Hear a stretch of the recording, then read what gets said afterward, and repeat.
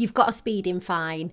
It's likely to be pretty high, you're facing points on your licence, and now you want to arm yourself with the facts about mobile speed camera photo evidence. It's awful when you're driving somewhere and all of a sudden you see that dreaded flash.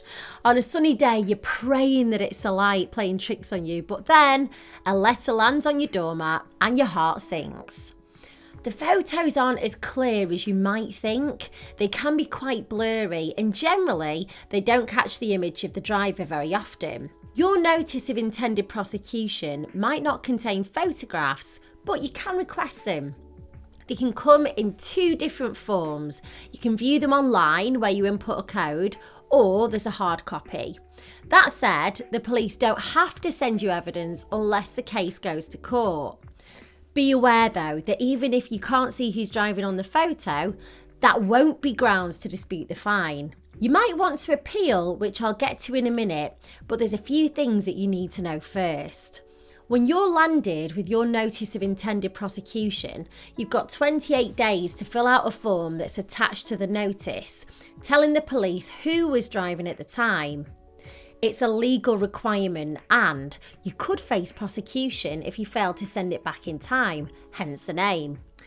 The notice of intended prosecution should arrive within 14 days of the offence, but it could be longer if you were driving a hired vehicle.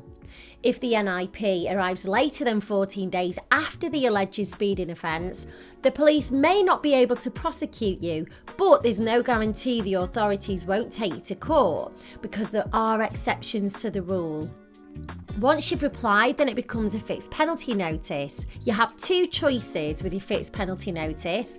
You can either file a guilty plea and accept the fine in points, which means you've got 28 days to pay, or you could file not guilty and attend court.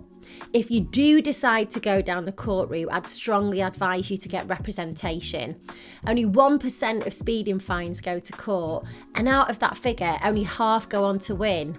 Only do this if you have a mountain of evidence to back you up. It's also worth letting you know that you can't just say it wasn't you driving without providing someone else's details. This is called failing to name and could land you in court with a hefty fine and points on your licence. If you know that you were driving and broke the speed limit, it's best just to cough up and admit defeat.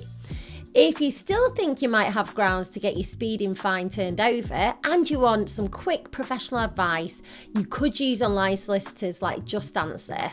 You tell them in the chat about your speeding fine and they'll give you sound legal advice. They're offering a £5 trial at the moment and it could save you a lot of time and money.